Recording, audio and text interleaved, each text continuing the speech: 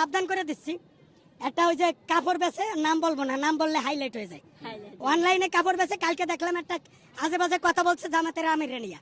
আমি কিন্তু জামাতের জীবনে আমার কোনো নাম নাই, কিন্তু তারে কোন এলাকার ওই যে পদ্মার ওই পারে একটা এলাকা আছে না, নাম আছে দৌলাদিয়া, সেই এলাকার মহিলার মতো সে অনর্গল কথা বলছে।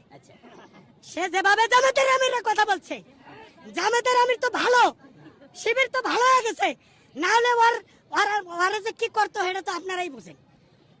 আচ্ছা এখন এটা কতটুকু মানে ওই যেভাবে এই তুই 5ই আগস্টের আগে তুই কইছিলি, তুই যে কইলি যে তাদের নিবন্ধন বাতিল চাই, আমি তো তোর বিয়ে বাতিল চাই, তোর বিয়ে অবৈধ, তুই বুড়ো বেটার সাথে ছিলি, তার টাকা পয়সা লুটে খালি, এখন তুই নিবন্ধন পাগলির ঘরে পাগলি, এই পাগলি তুই নিবন্ধন বাতিল চাস, নিবন্ধন কি জিনিস তুই বুঝিস? একে আমতার একে নিবন্ধন, এটা জামাতের নিবন্ধন, এটা হাসিনা বাতিল করতে নাই।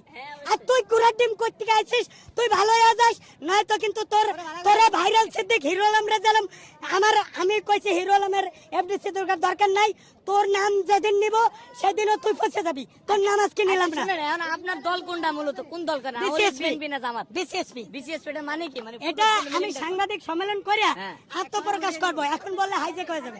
মানে এখন বললে এখন বিসিএসপি মানে কি, এটা মানে অন্যটা বুঝবো। মাহফুজ ভাই এটা বললে হাইজেক করে আলবে, এটা আত্মপ্রকাশ করব। আচ্ছা পরে করবেন নাকি? আপনি যেটা বললেন, হ্যাঁ আপনি তন্নির কথাই বললেন, আমরা হ্যাঁ বুঝে নেন, আমি তো এখন আপনি যেভাবে সাপোর্ট দিচ্ছেন, এখন আপনাকে তো সবাই বলবে জামাত।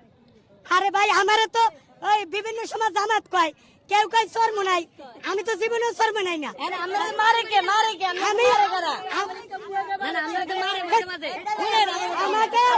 আমাকে যদি কেউ জামাত কয়, সে যে কবে, সে যদি কেউ আমারে আওয়ামী লীগ কয়, কেউ জামাত কয়, কেউ বিএনপি কয়, কোক